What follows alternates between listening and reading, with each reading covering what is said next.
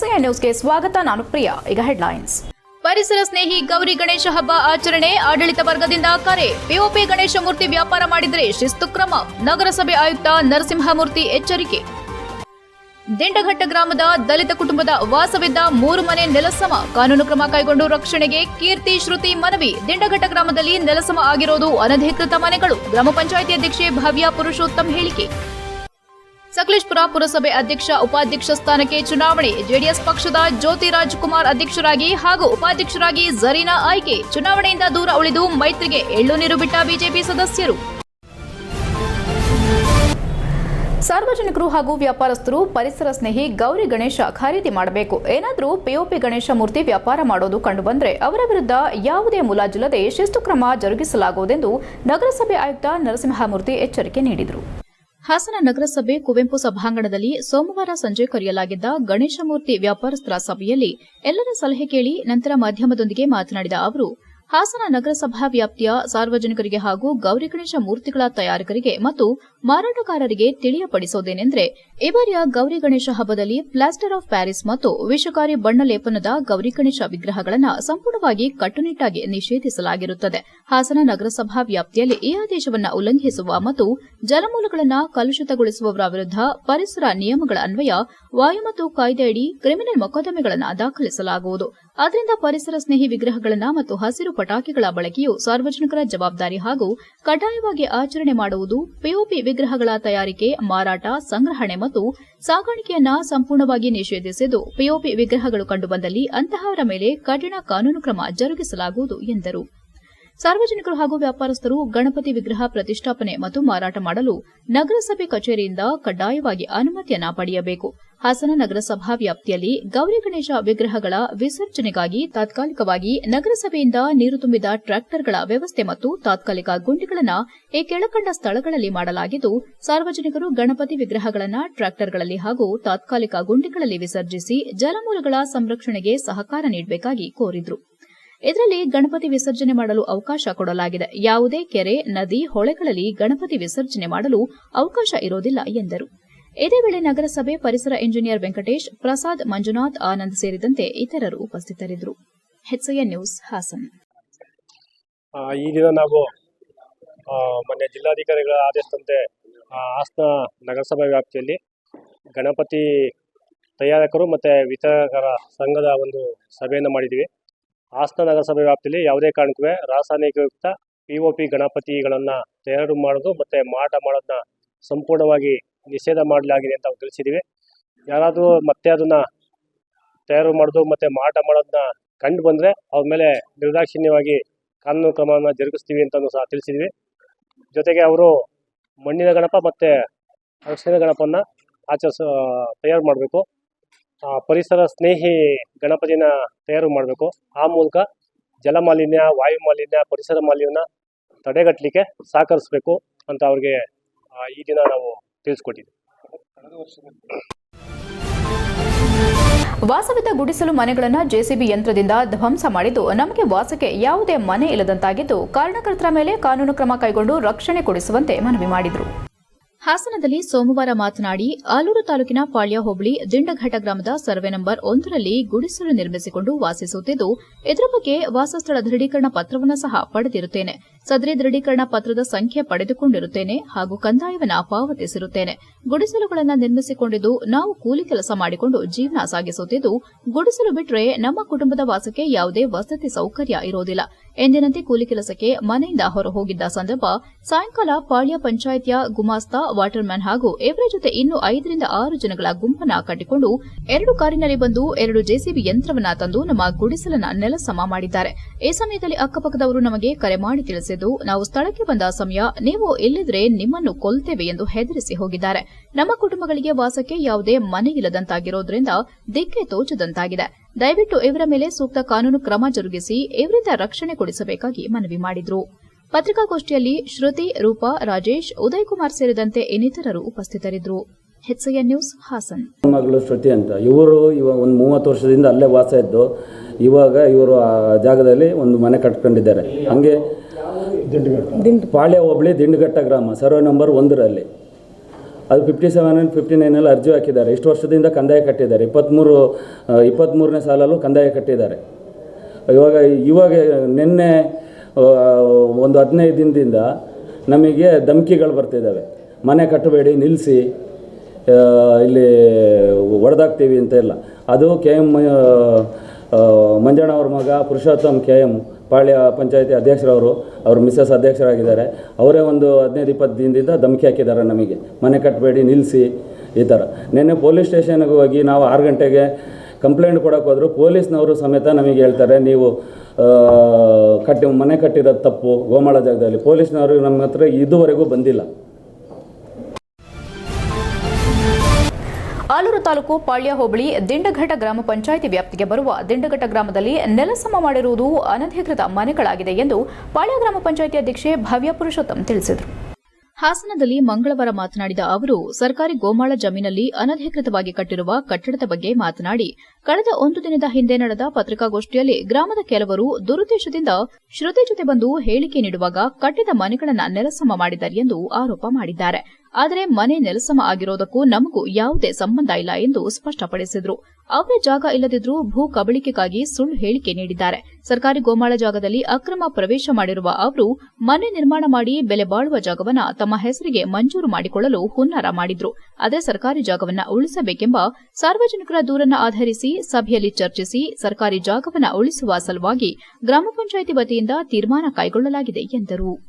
ನೀರುಗಂಟಿಗಾರರು ತಹಸೀಲ್ದಾರ್ ಆದೇಶದ ಮೇರೆಗೆ ಪ್ರತಿದಿನ ಅಲ್ಲಿ ಫೋಟೋ ತೆಗೆಯುತ್ತಾರೆ. ಈ ವೇಳೆ ಮನೆ ನೆಲಸಮ ಮಾಡಲಾಗಿತ್ತು. ನಾವು ಯಾರನ್ನು ಒಕ್ಕಲೆಬ್ಬಿಸಲು ಹೋಗಿಲ್ಲ. ಪಂಚಾಯಿತಿ ಆಸ್ತಿಯನ್ನ ಕಾಪಾಡೋದಕ್ಕೆ ಕೈಲಾದ ಮಟ್ಟಿಗೆ ಶ್ರಮಿಸಿದ್ದೇವೆ. ನಮ್ಮ ಮೇಲೆ ಇಲ್ಲಸಲ್ಲದ ಆರೋಪ ಮಾಡುವುದು ಬೇಡ ಎಂದು ಎಚ್ಚರಿಸಿದರು. ಪಾಳ್ಯ ಗ್ರಾಮ ಪಂಚಾಯಿತಿ ವ್ಯಾಪ್ತಿಯ ಸರ್ವೆ ನಂಬರ್ 1ರಲ್ಲಿ ಶ್ರುತಿ ಎಂಬುವವರ ತಂದೆ ಕಳೆದ ಅನೇಕ ವರ್ಷಗಳಿಂದ ವಾಸವಿದ್ದು ಆ ಸ್ಥಳಕ್ಕೆ ಕಂದಾಯವನ್ನ ಕಟ್ಟಿದ್ದಾರೆ. ಅವರ ತಂದೆ ಮೃತಪಟ್ಟ ಬಳಿಕ ಮಗಳು ಶ್ರುತಿಯವರಿಗೆ ಹಾಕಿದೆ. ಇವರು 2022ರವರೆಗೂ ಕಂದಾಯ ಕಟ್ಟಲಾಗಿದ್ದು ನಂತರದಲ್ಲಿ ಅವರೇ ಮನೆ ಬೀಳಿಸಿಕೊಂಡಿದ್ದಾರೆ. ಆದರೆ ಗ್ರಾಮ ಪಂಚಾಯಿತಿ ನಿಯಮಾನುಸಾರ ಅಗತ್ಯ ದಾಖಲೆಗಳನ್ನು ಒದಗಿಸಿ ಅವರು ತಮ್ಮ ವಾಸಸ್ಥಾನವನ್ನ ತಮ್ಮ ಹೆಸರಿಗೆ ಮಂಜೂರು ಮಾಡಿಕೊಳ್ಳಬಹುದು. ಆದರೆ ಇನ್ನುಳಿದ ಇವರು ಈ ಹಿಂದಿನಿಂದಲೂ ಅಲ್ಲಿ ವಾಸ ಇಲ್ಲ. ಶ್ರುತಿ ಅವರನ್ನ ಮುಂದಿಟ್ಟುಕೊಂಡು ರಾಜಕೀಯ ಮಾಡುತ್ತಿದ್ದಾರೆ ಎಂದು ದೂರಿದ್ರು. ಪಾಳ್ಯ ಗ್ರಾಮ ಪಂಚಾಯಿತಿ ಉಪಾಧ್ಯಕ್ಷ ಉಮೇಶ್, ಸದಸ್ಯರಾದ ಪ್ರಕಾಶ್, ನಟರಾಜ್, ವೆಂಕಟೇಶ್, ಅಶ್ವಥ್ ಇತರರು ಉಪಸ್ಥಿತರಿದ್ದರು. HCN news Hassan. ನಿನ್ನೆ ನಮ್ಮ ಪಾಳ್ಯ ಗ್ರಾಮ ಪಂಚಾಯಿತಿ ವ್ಯಾಪ್ತಿಗೆ ಸೇರಿದ ದಿಂಡಘಟ್ಟ ಗ್ರಾಮದಲ್ಲಿ ಸರ್ಕಾರಿ ಗೋಮಾಳದಲ್ಲಿ ಅನಧಿಕೃತವಾಗಿ ಕಟ್ಟಿರುವಂತಹ ಕಟ್ಟಡದ ಬಗ್ಗೆ ಒಂದು ಪ್ರೆಸ್ ಮೀಟ್ ನಡೆದಿರುತ್ತೆ. ಅದರ ಸತ್ಯಾಸತ್ಯತೆಗಳು ಮತ್ತು ಮಾಹಿತಿಗಳೊಂದಿಗೆ ಇವತ್ತು ನಮ್ಮ ಪಂಚಾಯಿತಿ ಸದಸ್ಯರೆಲ್ಲರೂ ಸೇರಿ ಆ ಮಾಹಿತಿಯನ್ನು ತಮ್ಮ ಮೂಲಕ ಎಲ್ಲರಿಗೂ ತಿಳಿಯಬಯಸೋದಕ್ಕೋಸ್ಕರ ಈ ಪ್ರೆಸ್ ಮೀಟನ್ನು ಮಾಡ್ತಾಯಿದ್ದೀವಿ. ಅದರಲ್ಲಿ ಮೊದಲನೇದಾಗಿ ನಿನ್ನೆ ಶ್ರುತಿ ಅನ್ನೋರು ಪ್ರೆಸ್ ಮೀಟಿಗೆ ಬಂದಿದ್ದಾರೆ. ಆದರೆ ಅಲ್ಲಿ ಮನೆ ಡೆಮಾಲಿಷ್ ಆಗಿದೆ ಅನ್ನೋ ಹತ್ರ ನಿಂತ್ಕೊಂಡು ಫೋಟೋ ತೆಗೆಸಿರೋದ್ರಲ್ಲಿ ಆ ಶ್ರುತಿಯವರು ಎಲ್ಲೂ ಕೂಡ ಇಲ್ಲ. ಅಲ್ಲಿ ತೆಗೆಸಿರ್ತಕ್ಕಂತಹ 3 ಜನರದ ಫೋಟೋ ಇಲ್ಲಿದೆ.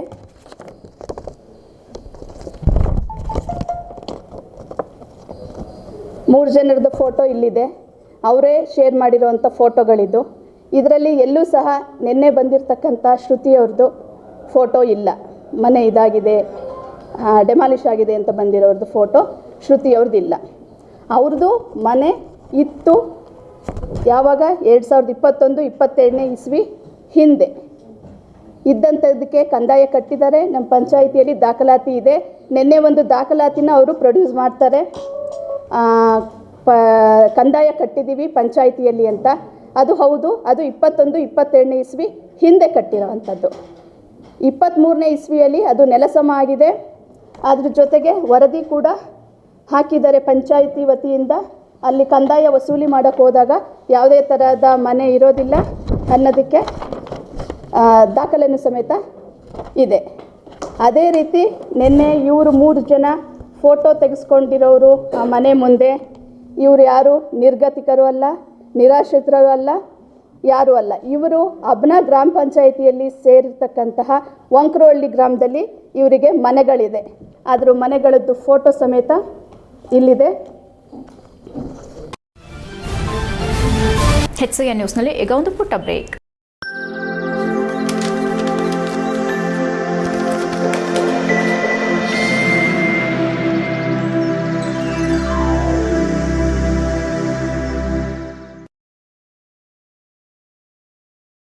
ಬ್ರೇಕ್ನ ನಂತರ HCN ನ್ಯೂಸ್ಗೆ ಸ್ವಾಗತ. ಸಕಲೇಶಪುರ ಪುರಸಭೆ ಅಧ್ಯಕ್ಷ ಸ್ಥಾನಕ್ಕೆ ಸೋಮವಾರ ನಡೆದ ಚುನಾವಣೆಯಲ್ಲಿ ಜೆಡಿಎಸ್ ಪಕ್ಷದ ಜ್ಯೋತಿ ರಾಜಕುಮಾರ್ ಅಧ್ಯಕ್ಷರಾಗಿ ಹಾಗೂ ಉಪಾಧ್ಯಕ್ಷರಾಗಿ ಝರೀನಾ ಭರ್ಜರಿ ಅಂತರದಲ್ಲಿ ಆಯ್ಕೆಯಾಗಿದ್ದಾರೆ. 23 ಸದಸ್ಯ ಸ್ಥಾನದ ಸಕಲೇಶಪುರ ಪುರಸಭೆಯಲ್ಲಿ 13 ಜೆಡಿಎಸ್ ಸದಸ್ಯರು, 5 ಕಾಂಗ್ರೆಸ್, 3 ಬಿಜೆಪಿ ಹಾಗೂ 2 ಪಕ್ಷೇತರ ಸದಸ್ಯರಿದ್ದು, ಅಧ್ಯಕ್ಷ ಸ್ಥಾನಕ್ಕೆ ಜೆಡಿಎಸ್ ಬೆಂಬಲಿತರಾಗಿ ಜ್ಯೋತಿ ರಾಜಕುಮಾರ್, ಉಪಾಧ್ಯಕ್ಷ ಸ್ಥಾನಕ್ಕೆ ಝರೀನಾ ನಾಮಪತ್ರ ಸಲ್ಲಿಸಿದರೆ, ಕಾಂಗ್ರೆಸ್ ಬೆಂಬಲಿತರಾಗಿ ಅಧ್ಯಕ್ಷ ಸ್ಥಾನಕ್ಕೆ ಅನ್ನಪೂರ್ಣ ಉಮೇದುವಾರಿಕೆ ಸಲ್ಲಿಸಿದರೆ, ಉಪಾಧ್ಯಕ್ಷ ಸ್ಥಾನಕ್ಕೆ ರೇಷ್ಮಾ ಬಾನು ನಾಮಪತ್ರ ಸಲ್ಲಿಸಿದರು. ಚುನಾವಣೆ ವೇಳೆ ಪಕ್ಷೇತರ ಸದಸ್ಯರ ಬೆಂಬಲ ಗಳಿಸುವ ಮೂಲಕ ಜೆಡಿಎಸ್ ಬೆಂಬಲಿತ ಅಭ್ಯರ್ಥಿ ಜ್ಯೋತಿ ರಾಜಕುಮಾರ್ 15 ಮತ ಗಳಿಸಿ ಅಧ್ಯಕ್ಷರಾಗಿ ಆಯ್ಕೆಯಾದರೆ, ಇವರ ಎದುರಾಳಿ ಅನ್ನಪೂರ್ಣ 5 ಮತ ಗಳಿಸಲಷ್ಟೇ ಶಕ್ತರಾದರು. ಉಪಾಧ್ಯಕ್ಷ ಸ್ಥಾನಕ್ಕೆ ನಡೆದ ಚುನಾವಣೆಯಲ್ಲೂ ಜೆಡಿಎಸ್ ಬೆಂಬಲಿತ ಅಭ್ಯರ್ಥಿ ಝರೀನಾ 15 ಮತ ಪಡೆಯುವ ಮೂಲಕ ಉಪಾಧ್ಯಕ್ಷರಾದರೆ, ಕಾಂಗ್ರೆಸ್ ಬೆಂಬಲಿತ ಅಭ್ಯರ್ಥಿ ರೇಷ್ಮಾ ಬಾನು 5 ಮತ ಪಡೆದು ಸೋಲು ಅನುಭವಿಸಿದರು. ಬಿಜೆಪಿ ಸದಸ್ಯರು ಚುನಾವಣೆಯಿಂದ ದೂರ ಉಳಿಯುವ ಮೂಲಕ ಮೈತ್ರಿ ಧರ್ಮ ಪಾಲನೆಗೆ ಎಳ್ಳು ನೀರು ಬಿಟ್ಟರು. ಈ ಸಂದರ್ಭದಲ್ಲಿ ಮಾತನಾಡಿದ ಮಾಜಿ ಶಾಸಕ ಎಚ್.ಕೆ. ಕುಮಾರಸ್ವಾಮಿ, ಸರ್ಕಾರ ಮೀಸಲಾತಿ ಪ್ರಕಟಿಸಲು ವಿಳಂಬವಾಗಿದ್ದರಿಂದ ಕಳೆದ 16 ತಿಂಗಳಿಂದ ಪುರಸಭೆ ಆಡಳಿತಕ್ಕೆ ಹಿನ್ನಡೆಯಾಗಿತ್ತು. ಅಧ್ಯಕ್ಷ, ಉಪಾಧ್ಯಕ್ಷ ಸ್ಥಾನಕ್ಕೆ ಜೆಡಿಎಸ್ ಪಕ್ಷದ ಸದಸ್ಯರು ಆಯ್ಕೆಯಾಗಿದ್ದು ತುಂಬಾ ಸಂತಸ ತಂದಿದೆ. ಮುಂದಿನ ದಿನಗಳಲ್ಲಿ ನೂತನ ಅಧ್ಯಕ್ಷರು ಎಲ್ಲ ಸದಸ್ಯರ ಬೆಂಬಲದೊಂದಿಗೆ ಪುರಸಭೆಯನ್ನ ರಾಜ್ಯಕ್ಕೆ ಮಾದರಿ ಪುರಸಭೆಯನ್ನಾಗಿ ಮಾಡಲಿ ಎಂದು ಹೇಳಿದರು. ನೂತನ ಅಧ್ಯಕ್ಷರಾಗಿ ಆಯ್ಕೆಯಾದ ಜ್ಯೋತಿ ರಾಜಕುಮಾರ್ ಮಾತನಾಡಿ, ಪುರಸಭಾ ಅಧ್ಯಕ್ಷ ಸ್ಥಾನಕ್ಕೆ ನನ್ನನ್ನು ಆಯ್ಕೆಯಾಗಲು ಸಹಕರಿಸಿದ ಪಕ್ಷದ ಎಲ್ಲಾ ಮುಖಂಡರಿಗೂ ಧನ್ಯವಾದ ಅರ್ಪಿಸುತ್ತೇನೆ ಎಂದು ಹೇಳಿದರು. ಬಾಕಿ ಉಳಿದಿರುವ ಅವಧಿಯಲ್ಲಿ ಪುರಸಭೆಯನ್ನ ಅಭಿವೃದ್ಧಿಯ ಪಥದಲ್ಲಿ ಕೊಂಡೊಯ್ಯಲು ಪ್ರಾಮಾಣಿಕ ಪ್ರಯತ್ನ ಮಾಡುತ್ತೇನೆ ಎಂದರು. ಉಪಾಧ್ಯಕ್ಷರಾಗಿ ಆಯ್ಕೆಯಾದ ಝರೀನಾ ಅವರು ಮಾತನಾಡಿ, ಅಧ್ಯಕ್ಷರೊಂದಿಗೆ ಕೈಜೋಡಿಸಿಕೊಂಡು ಪುರಸಭಾ ವ್ಯಾಪ್ತಿಯಲ್ಲಿ ಆಗಬೇಕಾಗಿರುವ ಮೂಲಭೂತ ಸೌಕರ್ಯಗಳಿಗೆ ಒತ್ತು ನೀಡಿ ಮುಂದುವರಿಯುತ್ತೇನೆ ಎಂದರು. ತಹಸೀಲ್ದಾರ್ ಮೇಘನಾ ಚುನಾವಣಾ ಅಧಿಕಾರಿಯಾಗಿ ಕರ್ತವ್ಯ ನಿರ್ವಹಿಸಿದರು. ಚುನಾವಣೆ ವೇಳೆ ಜಿಲ್ಲಾ ಪಂಚಾಯಿತಿ ಮಾಜಿ ಸದಸ್ಯೆ ಚಂಚಲಾ ಕುಮಾರಸ್ವಾಮಿ, ಸುಪ್ರದೀಪ್ ಯಜಮಾನ್, ಟಿಎಪಿಸಿಎಂಎಸ್ ಸದಸ್ಯ ಜಾತಹಳ್ಳಿ ಪುಟ್ಟಸ್ವಾಮಿ, ಪುರಸಭೆ ಮಾಜಿ ಅಧ್ಯಕ್ಷರಾದ ಯಾದಗಾರ್ ಇಬ್ರಾಹಿಂ, ಎಸ್ಡಿ ಆದರ್ಶ್, ಮುಖ್ಯಾಧಿಕಾರಿ ನಟರಾಜ್ ಸೇರಿದಂತೆ ಹಲವರು ಉಪಸ್ಥಿತರಿದ್ದರು. HCN news, Sakleshpur.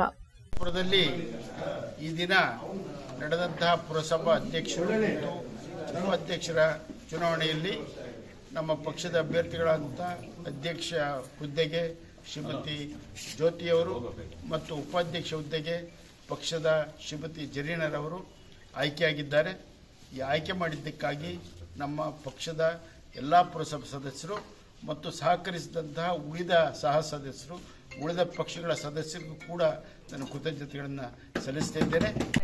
ನಾನು ಇವತ್ತು JDS ಪಕ್ಷದಿಂದ ಅಧ್ಯಕ್ಷ ಸ್ಥಾನಕ್ಕೆ ಸ್ಪರ್ಧಿಸಿದ್ದು ಇವತ್ತು ಅಧ್ಯಕ್ಷರಾಗಿ ಆಯ್ಕೆಯಾಗಿದ್ದೀನಿ ಪುರಸಭಾ ಅಧ್ಯಕ್ಷರಾಗಿ.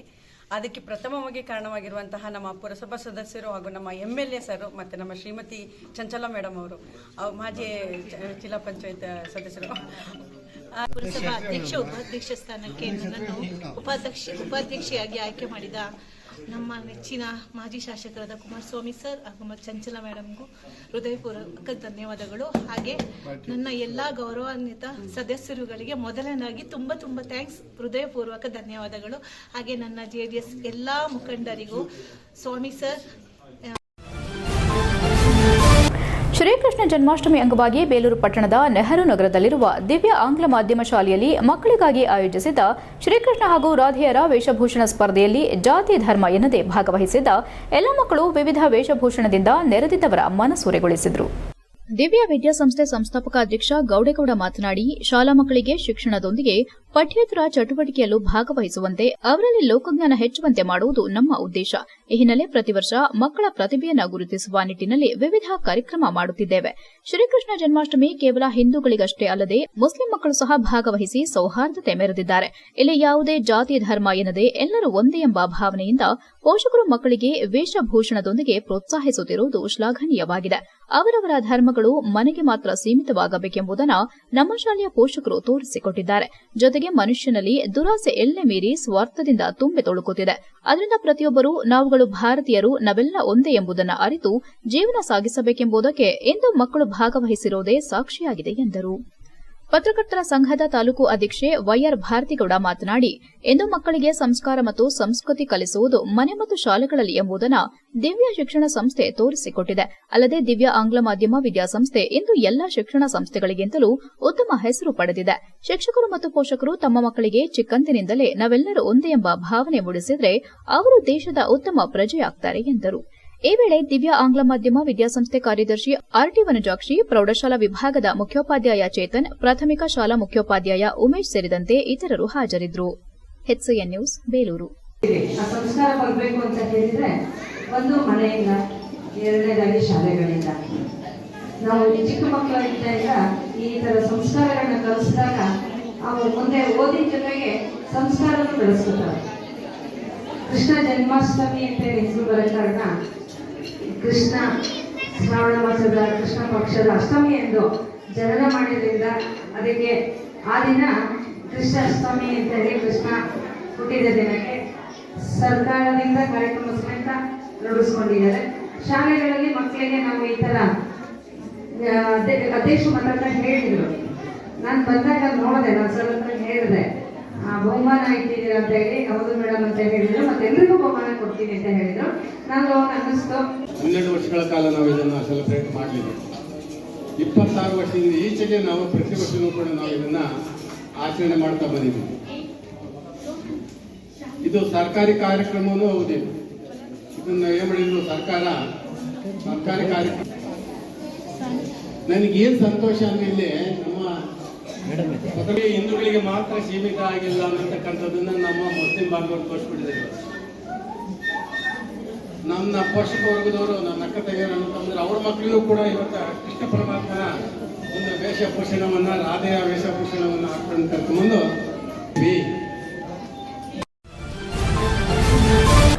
ಒಂದು ಚಾಲೆಂಜ್ ಪ್ರಕರಣದಲ್ಲಿ ಒಂದು ಮಗುವಿನ ಮೇಲೆ ಅತ್ಯಂತ ಕಷ್ಟಕರವಾದ ಶಸ್ತ್ರಚಿಕಿತ್ಸೆಯನ್ನು ಬೆನ್ನುಭಾಗದಲ್ಲಿ ನೂತನ ತಂತ್ರಜ್ಞಾನದಲ್ಲಿ ಯಶಸ್ವಿಯಾಗಿ ಮಾಡಲಾಗಿದೆ ಎಂದು ಮಂಜುನಾಥ ಆಸ್ಪತ್ರೆಯ ನರರೋಗ ತಜ್ಞ ಡಾಕ್ಟರ್ ಅಮೋಘಗೌಡ ತಿಳಿಸಿದರು. ತಮ್ಮ ಆಸ್ಪತ್ರೆಯಲ್ಲಿ ಮಾಧ್ಯಮಕ್ಕೆ ಮಾಹಿತಿ ನೀಡಿದ ಅವರು, ಮಂಜುನಾಥ ಹಾಸ್ಪಿಟಲ್ ಕಳೆದ 9 ವರ್ಷದಿಂದ ಅಮೂಲ್ಯ ಸೇವೆಯನ್ನ ಒದಗಿಸುತ್ತಾ ಬಂದಿರುತ್ತದೆ. ನಮ್ಮ ಆಸ್ಪತ್ರೆಯಲ್ಲಿ ಆಧುನಿಕ ಶಸ್ತ್ರಚಿಕಿತ್ಸೆಗಳನ್ನು ಮಾಡುತ್ತಿದ್ದೇವೆ. 2024 ಜುಲೈ 30ರಂದು 6 ತಿಂಗಳ ಮಗು ಹೊರರೋಗಿ ವಿಭಾಗದಲ್ಲಿ ಬೆನ್ನಿನಲ್ಲಿ ಕೂದಲಿದೆ ಎಂದು ನಮ್ಮ ಆಸ್ಪತ್ರೆಗೆ ಬಂದಿರುತ್ತಾರೆ. ಬೆನ್ನಿನಲ್ಲಿ ನರದ ಸಮಸ್ಯೆ ಇರಬಹುದೆಂದು ಎಂಆರ್ಐ ಸ್ಕ್ಯಾನ್ ಮಾಡಿಸಿದ್ದು, ಸ್ಕ್ಯಾನ್ ನಂತರ ಅದರಲ್ಲಿ ಸ್ಪ್ಲೈಟ್ ಕಾರ್ಡ್ ಮಲ್ಟಿಫಾರ್ಮೇಷನ್ ಕಾಯಿಲೆ ಇರುವುದು ಪತ್ತೆಯಾಗಿರುತ್ತದೆ. ಇದಕ್ಕೆ ಶಸ್ತ್ರಚಿಕಿತ್ಸೆಯ ಅವಶ್ಯಕತೆ ಕಂಡುಬಂದಿದ್ದು, ಇದಕ್ಕೆ ಮಕ್ಕಳ ತಜ್ಞ ಡಾಕ್ಟರ್ ಪ್ರೀತಂ ಸಲಹೆ ಪಡೆದು 2024 ಜುಲೈ 31ರಂದು ಬೆಳಗ್ಗೆ 6 ಗಂಟೆಯಿಂದ ಮಧ್ಯಾಹ್ನ 2 ಗಂಟೆವರೆಗೂ ಸತತ 8 ಗಂಟೆಗಳ ಕಾಲ ಯಶಸ್ವಿ ಶಸ್ತ್ರಚಿಕಿತ್ಸೆ ಮಾಡಿದ್ದಾರೆ ಎಂದರು. ಇದು ಅತ್ಯಂತ ಕಷ್ಟಕರವಾದ ಶಸ್ತ್ರಚಿಕಿತ್ಸೆಯಾಗಿದ್ದು, ಮೇಲೆ ಮಲಗಿಸಿ ಬೆನ್ನು ಭಾಗದಲ್ಲಿ ಶಸ್ತ್ರಚಿಕಿತ್ಸೆಯನ್ನ ಮಾಡಿದ್ದು, ನರ್ವ್ ಮಾನಿಟರಿಂಗ್ ಟೆಕ್ನಾಲಜಿ ಮತ್ತು ಮೈಕ್ರೋಸ್ಕೋಪಿ ಸಹಾಯದೊಂದಿಗೆ ಅರವಳಿಕೆ ತಜ್ಞ ಡಾಕ್ಟರ್ ಬಿಎಂ ಸುಹಾಸ್ ಸಹಯೋಗದೊಂದಿಗೆ ಯಶಸ್ವಿ ಶಸ್ತ್ರಚಿಕಿತ್ಸೆ ನಡೆಸಲಾಗಿದೆ. ಸರ್ಜರಿ ನಡೆದು 20 ದಿನಗಳು ಕಳೆದಿದ್ದು, ಮಗುವಿಗೆ ಯಾವುದೇ ತೊಂದರೆ ಇಲ್ಲದೆ ಆರೋಗ್ಯವಾಗಿದೆ ಎಂದು ಮಾಹಿತಿ ನೀಡಿದರು. ಇದೇ ರೀತಿ ಹಲವು ತೀವ್ರತರವಾದ ಸಮಸ್ಯೆಯುಳ್ಳ ರೋಗಿಗಳಿಗೆ ಉತ್ತಮ ಚಿಕಿತ್ಸೆ ಕೊಡುವ ಮೂಲಕ ಸಮಾಜಮುಖಿ ಸೇವೆಯನ್ನ ಈ ಆಸ್ಪತ್ರೆ ವೈದ್ಯರು ಸಲ್ಲಿಸುತ್ತಿರುವುದಾಗಿ ಹೇಳಿದರು. ಅರವಳಿಕೆ ತಜ್ಞ ಡಾಕ್ಟರ್ ಬಿಎಂ ಸುಹಾಸ್, ಮಕ್ಕಳ ತಜ್ಞ ಡಾಕ್ಟರ್ ಪ್ರೀತಂ ಹಾಗೂ ಯಶಸ್ವಿ ಚಿಕಿತ್ಸೆ ಪಡೆದ 6 ತಿಂಗಳ ಮಗು ಹಾಗೂ ತಂದೆ ತಾಯಿ ಉಪಸ್ಥಿತರಿದ್ದರು. HCN news Hassan. Manjunatha hospital start ಆಗಿ ಆಲ್ಮೋಸ್ಟ್ 9 ವರ್ಷ ಆಯಿತು. ನಾನೀಗ ರೀಸೆಂಟಾಗಿ 1.5 ವರ್ಷದಿಂದ ಇಲ್ಲಿ ಕೆಲಸ ಮಾಡ್ತಾ ಇದ್ದೀನಿ. ಸೊ 9 ವರ್ಷದಿಂದ ಒಳ್ಳೆ ಸೇವೆನೇ ಕೊಡ್ತಾ ಬರ್ತಾನೆ ಇದ್ದೀವಿ. ಈಗ ರೀಸೆಂಟಾಗಿ ಒಂದು ನಮ್ಮ ಹಾಸನಲ್ಲಿ ಚಾಲೆಂಜಿಂಗ್ ಕೇಸ್ ಅಂತ ಏನು ಹೇಳ್ತೀವೋ, ಸ್ವಲ್ಪ ಡಿಫಿಕಲ್ಟ್ ಕೇಸ್ ಅನ್ನೋದನ್ನ ರೀಸೆಂಟಾಗಿ ಒಂದು ಪೇಷಂಟ್ ಮೇಲೆ ಸರ್ಜರಿ ಆಯಿತು. ಅದ್ರ ಬಗ್ಗೆಗೋಸ್ಕರ ಈ ಪ್ರೆಸ್ ಕಾನ್ಫರೆನ್ಸ್ಗೆ ಹೇಳಿದ್ದು. ಇದರಿಂದ ಅಟ್ಲೀಸ್ಟ್ ಬೇರೆ ಪೇಷಂಟಿಗೆ ಈ ಥರ ಪ್ರಾಬ್ಲಮ್ ಇದ್ರೂ ಅವರಿಗೆ ಹೆಲ್ಪ್ ಆಗಲಿ ಅನ್ನೋ ಒಂದೇ ಕಾರಣಕ್ಕೆ ಇದನ್ನು ಮಾಡ್ತಾ ಇರೋದು. ಸೊ ಲಾಸ್ಟ್ ಹೋದ ತಿಂಗಳಲ್ಲಿ 6 ತಿಂಗಳು ಪಾಪು ಒಂದು ಜೀವಿತ್ ಗೌಡ ಅಂತ ನಮ್ಮ OPDಗೆ ಬರ್ತಾರೆ.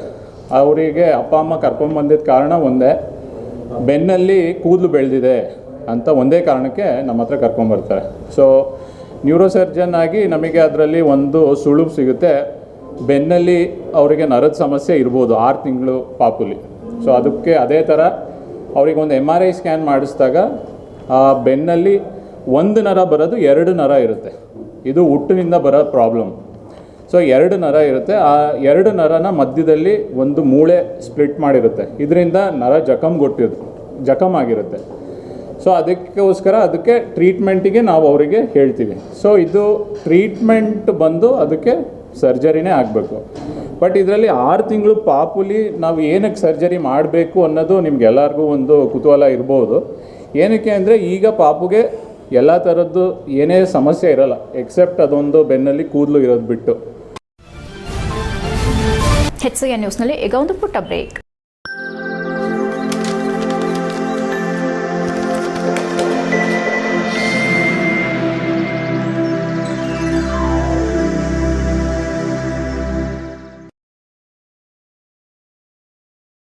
ಬ್ರೇಕ್ನ ನಂತರ HCN ನ್ಯೂಸ್ಗೆ ಸ್ವಾಗತ. ಶಿಸ್ತು ಮತ್ತು ಸೇವೆಗಳಿಗೆ ಮತ್ತೊಂದು ಹೆಸರೇ ಡಾಕ್ಟರ್ ನಾಸು ಹರ್ಡೀಕರ್. ಹಿಂದೂಸ್ತಾನಿ ಸೇವಾದಳದ ಸಂಸ್ಥಾಪನೆ ಮಾಡಿ ಸ್ವಾತಂತ್ರ್ಯ ಚಳವಳಿಯಲ್ಲಿ ಅವರು ನಡೆಸಿದ ಕ್ರಾಂತಿ ನಿಜಕ್ಕೂ ಯುವ ಜನಾಂಗಕ್ಕೆ ಮಾದರಿ. ಇಂತಹ ಧೀರ ಮತ್ತು ವೀರ ವ್ಯಕ್ತಿತ್ವದ ಸಾಕಾರ ಮೂರ್ತಿ ಇಂದಿನ ಯುವ ಜನಾಂಗಕ್ಕೆ ಸ್ಫೂರ್ತಿಯಾಗಬೇಕಾಗಿದೆ ಎಂದು ಬೇಲೂರು ಹಳೆಬೀಡು ಯೋಜನಾ ಪ್ರಾಧಿಕಾರದ ಅಧ್ಯಕ್ಷ ಸೈಯದ್ ತೌಫಿಕ್ ಹೇಳಿದರು. ಬೇಲೂರು ಪಟ್ಟಣದ ಹರ್ಡೀಕರ್ ವೃತ್ತದಲ್ಲಿ ಭಾರತ ಸೇವಾದಳದ ಸಂಸ್ಥಾಪಕ ಡಾಕ್ಟರ್ ನಾಸು ಹರ್ಡೀಕರ್ ಪುಣ್ಯಸ್ಮರಣೆ ಅಂಗವಾಗಿ ಪುತ್ಥಳಿಗೆ ಪುಷ್ಪನಮನ ಸಲ್ಲಿಸಿದ ಬಳಿಕ ಮಾತನಾಡಿದ ಬೇಲೂರು ಹಳೆಬೀಡು ಯೋಜನಾ ಪ್ರಾಧಿಕಾರದ ಅಧ್ಯಕ್ಷ ಸೈಯದ್ ತೌಫಿಕ್, ಸ್ವಾತಂತ್ರ್ಯ ಸಂಗ್ರಾಮಕ್ಕಾಗಿ ಯುವಕರನ್ನ ಶಿಸ್ತುಬದ್ಧ ಸಂಘಟನೆ ಮೂಲಕ ಸಜ್ಜುಗೊಳಿಸಿದ ಕೀರ್ತಿ ಹರ್ಡೀಕರ್ ಅವರಿಗೆ ಸಲ್ಲುತ್ತದೆ ಎಂದು ಹೇಳಿದರು. ಭಾರತ ಸೇವಾದಳದ ತಾಲೂಕು ಅಧ್ಯಕ್ಷ ಯುವರಾಜ್ ಮಾತನಾಡಿ, ಕನ್ನಡಿಗರಲ್ಲಿ ರಾಷ್ಟೀಯ ಪ್ರಜ್ಞೆ ಮೂಡಿಸುವ ಪ್ರಯತ್ನದಲ್ಲಿ ಡಾಕ್ಟರ್ ನಾರಾಯಣರಾವ್ ಸುಬ್ಬರಾವ್ ಹರ್ಡೀಕರ್ ಅವರನ್ನ ಎಂದಿಗೂ ಕನ್ನಡ ನಾಡು ಮರೆಯುವಂತಿಲ್ಲ. ರಾಷ್ಟಪ್ರೇಮದ ಕಿಚ್ಚನ್ನ ಜನಸಾಮಾನ್ಯರಲ್ಲಿ ಹೆಚ್ಚಿಸಲು ಅವರು ಕೈಗೊಂಡ ಕಾರ್ಯಗಳು ನಿಜಕ್ಕೂ ಅಗಮ್ಯವಾಗಿದೆ. ಜನರಲ್ಲಿ ಸ್ವದೇಶಿ ಭಾವನೆ ಮೂಡಿಸುವುದು ಮತ್ತು ರಾಷ್ಟ್ರಾಭಿಮಾನ ಬೆಳೆಸುವ ಪುಸ್ತಕಗಳನ್ನು ಮಾರಾಟ ಮಾಡುವುದು, ಇಂತಹ 10 ಕೆಲಸಗಳನ್ನು ಮಾಡಿದ್ದಾರೆ. ಅವರು ಬೇಲೂರಿನಲ್ಲಿ ನಡೆಸಿದ ಬೃಹತ್ ಸಮಾವೇಶದ ಕಾರಣದಿಂದಲೇ ಅವರ ಪ್ರತಿಮೆಯನ್ನ ಪ್ರವಾಸಿ ತಾಣ ಬೇಲೂರಿನಲ್ಲಿ ಸ್ಥಾಪನೆ ಮಾಡುವ ಮೂಲಕ ಇಲ್ಲಿನ ಭಾರತ ಸೇವಾದಳ ಕೆಲಸ ಮಾಡಿದೆ. ಹರ್ಡೀಕರ್ ಜನ್ಮದಿನ ಮತ್ತು ಪುಣ್ಯಸ್ಮರಣೆ ಮಾಡಿದ್ರೆ ಸಾಲದು, ಯುವಜನಾಂಗ ಅವರ ಆಶೋತ್ತರಗಳನ್ನು ಅಳವಡಿಸಿಕೊಳ್ಳಬೇಕೆಂದು ಕರೆ ನೀಡಿದರು. ನಂತರ ಮಾತನಾಡಿದ ಭಾರತ ಸೇವಾದಳದ ಜಿಲ್ಲಾ ಸಂಚಾಲಕಿ ರಾಣಿ, 1950ರಲ್ಲಿ ಸೇವಾದಳ ಸಂಸ್ಥಾಪನೆಯಾದ ಸಂದರ್ಭ ಭಾರತ ಸೇವಾದಳವನ್ನ ಸ್ಥಾಪಿಸಿ ಬ್ರಿಟಿಷರು ಭಾರತವನ್ನ ಬಿಟ್ಟು ತೊಲಗಿ ಎಂಬ ಘೋಷವಾಕ್ಯದೊಂದಿಗೆ ಸ್ವತಂತ್ರ ಸಂಗ್ರಾಮದಲ್ಲಿ ದುರ್ಗಿದಂತಹ ಮಹಾನ್ ಸೇನಾನಿ ಅವರ ಪುಣ್ಯಸ್ಮರಣೆಯ 48ನೇ ವರ್ಷದ ಸಂದರ್ಭದಲ್ಲಿ ರಾಜ್ಯಾದ್ಯಂತ ಕಾರ್ಯಕ್ರಮಗಳನ್ನು ಆಚರಿಸುತ್ತಿದ್ದೇವೆ ಎಂದರು.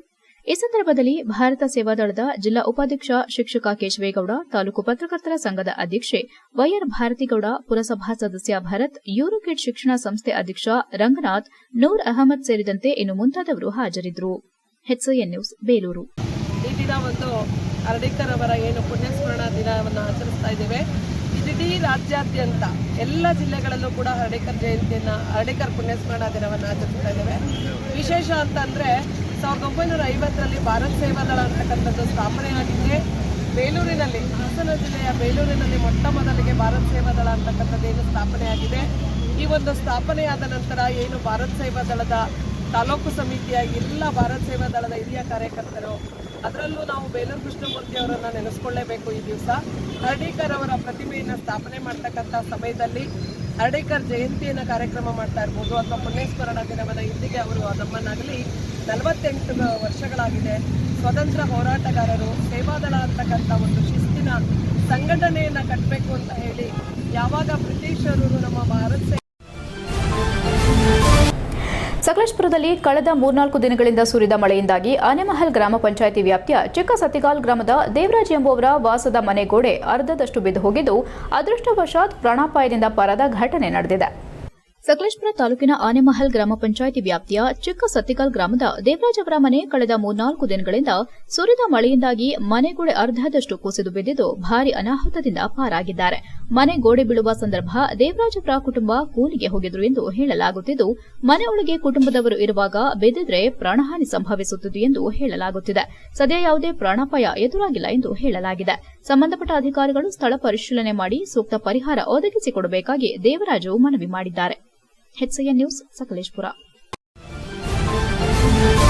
ಶ್ರೀಕೃಷ್ಣ ಪರಮಾತ್ಮನು ನೀಡಿದಂತಹ ಸಂದೇಶಗಳು ಸಾರ್ವಕಾಲಿಕ ಸತ್ಯವಾಗಿದ್ದು, ಸರ್ವರು ಶ್ರೀಕೃಷ್ಣನ ಸಂದೇಶಗಳನ್ನು ಪಾಲಿಸಿ ತಮ್ಮ ಜೀವನವನ್ನು ಪಾವನ ಮಾಡಿಕೊಳ್ಳಬೇಕೆಂದು ತಾಲೂಕು ಯಾದವ ಸಂಘದ ಗೌರವಾಧ್ಯಕ್ಷ ಅಣ್ಣೇಗೌಡ ಹೇಳಿದರು. ಬೇಲೂರು ಪಟ್ಟಣದ ತಾಲೂಕು ಕಚೇರಿ ಸಭಾಂಗಣದಲ್ಲಿ ನಡೆದ ಶ್ರೀಕೃಷ್ಣ ಮತ್ತು ನಾರಾಯಣಗುರು ಜಯಂತಿ ಕಾರ್ಯಕ್ರಮದಲ್ಲಿ ಭಾಗವಹಿಸಿ ಮಾತನಾಡಿದ ಅವರು, ಈ ಹಿಂದೆ ಶ್ರೀಕೃಷ್ಣನು ಅನೇಕ ಅವತಾರಗಳಲ್ಲಿ ಮನುಕುಲದ ಉದ್ಧಾರಕ್ಕಾಗಿ ಅವತರಿಸಿ ನಾಡಿಗೆ ಅತ್ಯುತ್ತಮವಾದಂತಹ ಸಂದೇಶಗಳನ್ನು ನೀಡಿದ್ದಾನೆ.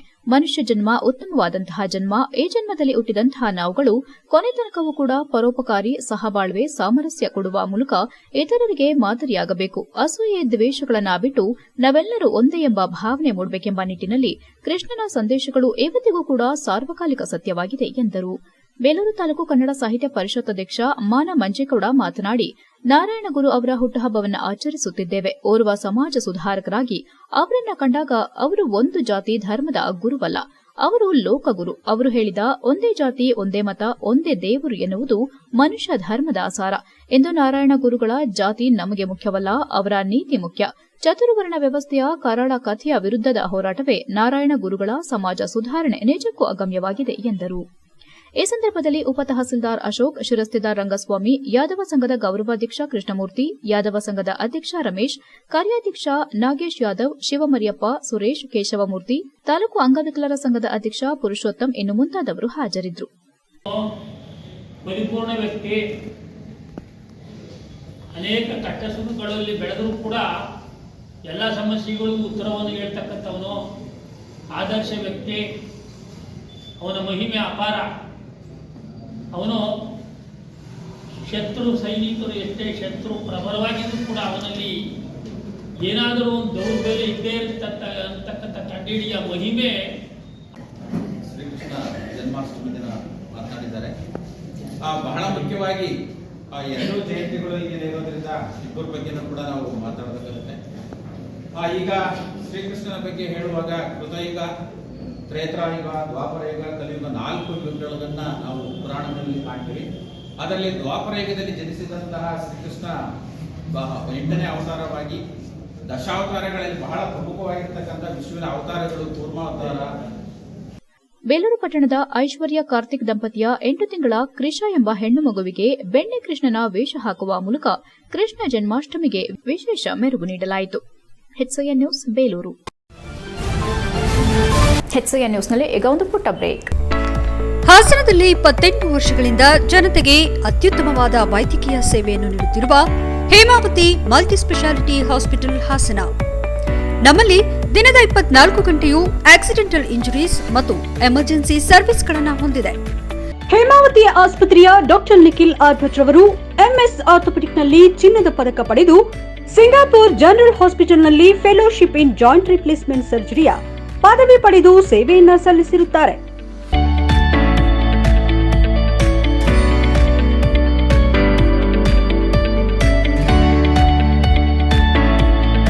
ನಮ್ಮಲ್ಲಿ ಆಂಬ್ಯುಲೆನ್ಸ್ ಸೇವೆಯೂ ಲಭ್ಯ. ಇನ್ನೇಕೆ ತಡ? ನೀವು ಯಾವುದೇ ಮೂಳೆ ಸಮಸ್ಯೆ ಹೊಂದಿದರೆ ಹಿಂದೆ ಭೇಟಿ ನೀಡಿ. ಹೇಮಾವತಿ ಮಲ್ಟಿ ಸ್ಪೆಷಾಲಿಟಿ ಹಾಸ್ಪಿಟಲ್, ಉತ್ತರ ಬಡಾವಣೆ, ಹಾಸನ. ಬ್ರೇಕ್ನ ನಂತರ HCN ನ್ಯೂಸ್ಗೆ ಸ್ವಾಗತ. ಚನ್ನರಾಯಪಟ್ಟಣದ ಗಣಪತಿ ಪೆಂಡಾಲ್ನಲ್ಲಿ ದೀಕ್ಷಿತ್ ಪ್ರತಿಷ್ಠಾನ ವತಿಯಿಂದ ಸಾಮೂಹಿಕ ತುಳಸಿ ಪೂಜೆ ನೆರವೇರಿಸಲಾಯಿತು. ಸಾಮೂಹಿಕ ತುಳಸಿ ಪೂಜೆಯಲ್ಲಿ ಚನ್ನರಾಯಪಟ್ಟಣದ ವಿವಿಧ ವಾರ್ಡ್ಗಳಿಂದ 430ಕ್ಕೂ ಹೆಚ್ಚು ಮಹಿಳಾ ಭಕ್ತಾದಿಗಳು ಪಾಲ್ಗೊಂಡು ತುಳಸಿ ಪೂಜೆ ನೆರವೇರಿಸಿದ್ದಾರೆ. ಧಾರ್ಮಿಕ ಕಾರ್ಯಕ್ರಮವನ್ನು ರಾಜ್ಯ ಖಾಸಗಿ ದೇವಾಲಯ ಅರ್ಚಕ ಸಂಘದ ಅಧ್ಯಕ್ಷ ವಿಶ್ವನಾಥ್ ದೀಕ್ಷಿತ್ ವಹಿಸಿದರು. ಭಗವದ್ಗೀತೆ ಪಠಣದೊಂದಿಗೆ ಪೂಜಾ ಕಾರ್ಯಕ್ರಮಕ್ಕೆ ಚಾಲನೆ ನೀಡಲಾಯಿತು. ನಂತರ ಆಗಮಿಸಿದ ಎಲ್ಲ ಭಕ್ತರಿಗೆ ತುಳಸಿ ಗಿಡ ಹಾಗೂ ಪೂಜಾ ಸಾಮಗ್ರಿಗಳನ್ನು ವಿತರಣೆ ಮಾಡಿ ಮಹಿಳಾ ಭಕ್ತರಿಂದಲೇ ತುಳಸಿ ಪೂಜೆ ನೆರವೇರಿಸಲಾಯಿತು. ಕುಂಕುಮಾರ್ಚನೆ ನೆರವೇರಿಸಿದ ಬಳಿಕ ಶ್ರೀಕೃಷ್ಣನಿಗೆ ನೈವೇದ್ಯ ಮಾಡಿದ ಬಳಿಕ ಮಹಾಮಂಗಳಾರತಿ ನೆರವೇರಿಸಿ ಭಕ್ತರಿಗೆ ತೀರ್ಥಪ್ರಸಾದ ವಿತರಣೆ ಮಾಡಲಾಯಿತು. ಧಾರ್ಮಿಕ ಕಾರ್ಯಕ್ರಮದಲ್ಲಿ ಪಾಲ್ಗೊಂಡಿದ್ದ ಎಲ್ಲ ಭಕ್ತರಿಗೆ ಅನ್ನದಾನ ಏರ್ಪಡಿಸಲಾಗಿತ್ತು. ಚನ್ನರಾಯಪಟ್ಟಣ ಪುರಸಭಾ ಅಧ್ಯಕ್ಷೆ ಬನಶಂಕರಿ ರಘು, ಉಪಾಧ್ಯಕ್ಷೆ ರಾಣಿಕೃಷ್ಣ, ಸದಸ್ಯೆ ಕವಿತಾ ರಾಜು, ಮಾಜಿ ಸದಸ್ಯರಾದ ಧರಣಿ ನಾಗೇಶ್, ಕೆರೆಬೀದಿ ಜಗದೀಶ್, ಭಾಗ್ಯಮ್ಮ, ನಳಿನಿ, ದೀಕ್ಷಿತ್ ಪ್ರತಿಷ್ಠಾನ ಅಧ್ಯಕ್ಷ ವಿಶ್ವನಾಥ್ ದೀಕ್ಷಿತ್, ಗೌರವಾಧ್ಯಕ್ಷ ಲೋಕೇಶ್, ಕಾರ್ಯಾಧ್ಯಕ್ಷ ಸತೀಶ್, ಪದಾಧಿಕಾರಿಗಳಾದ ಮಹೇಶ್, ನಾಗೇಂದ್ರ, ತೇಜಸ್, ಮಹೇಶ್, ದತ್ತ, ಶ್ರೀನಿವಾಸ್, ಶ್ರೀಕಂಠ, ಶ್ರೀನಾಥ್ ಹಾಗೂ ಇತರರು ಉಪಸ್ಥಿತರಿದ್ದರು. HCN news Channarayapatna. ಗ್ರಾಮೀಣ ಕೃಷಿ ಕಾರ್ಯಾನುಭವದ ಶಿಬಿರದಲ್ಲಿರುವ ಹಾಸನ ಕೃಷಿ ಮಹಾವಿದ್ಯಾಲಯದ ಅಂತಿಮ ವರ್ಷದ ವಿದ್ಯಾರ್ಥಿಗಳು ಹಾಸನ ತಾಲೂಕಿನ ಸೋಮನಹಳ್ಳಿ ಗ್ರಾಮದಲ್ಲಿ ತಾಯಿಯ ಹೆಸರಿನಲ್ಲಿ ಒಂದು ವೃಕ್ಷ ಎಂಬ ಅಭಿಯಾನವನ್ನು ಗಿಡ ನೆಡುವ ಮೂಲಕ ಯಶಸ್ವಿಯಾಗಿ ನಡೆಸಿಕೊಟ್ಟರು. ಕಾರ್ಯಕ್ರಮದಲ್ಲಿ ಮುಖ್ಯ ಅತಿಥಿಯಾಗಿ ಕೃಷಿ ಡೀನ್ ಡಾ ಮುನಿಸ್ವಾಮಿಗೌಡ ಜೊತೆಗೆ ಸಂಯೋಜಕ ಡಾ ಶಂಕರ್, ಸಹ ಸಂಯೋಜಕೆ ಡಾ ರೇಖಾ ಮತ್ತು ಡಾ ಪ್ರಮೋದ್ ಮತ್ತು ಸೋಮನಹಳ್ಳಿ ಪ್ರೌಢಶಾಲೆ ಮುಖ್ಯೋಪಾಧ್ಯಾಯ ಗಂಗಾಧರ್ ಹಾಗೂ ಗ್ರಾಮಸ್ಥರು ಉಪಸ್ಥಿತರಿದ್ದರು. ಡಾ ಮುನಿಸ್ವಾಮಿಗೌಡ ಸಭಿಕರನ್ನ ಕುರಿತು ಅರಣ್ಯ ನಾಶದಿಂದ ಪ್ರವಾಹ, ಭೂಕುಸಿತ, ಅತಿವೃಷ್ಟಿ, ಅನಾವೃಷ್ಟಿ ಮುಂತಾದ ತೊಂದರೆಗಳು ಉಂಟಾಗುತ್ತವೆ ಹಾಗೂ ಈ ಎಲ್ಲಾ ತೊಂದರೆಗಳಿಗೆ ಪರಿಹಾರವೆಂದರೆ ಕಾಡನ್ನು ಬೆಳೆಸುವುದು ಹಾಗೂ ಸಂರಕ್ಷಿಸುವುದು ಎಂಬುದನ್ನು ಕಾಡಿದ್ದರೆ ನಾಡು ಎಂಬ ನಾಣ್ಣುಡಿಯ ಮೂಲಕ ತಿಳಿಸಿದರು.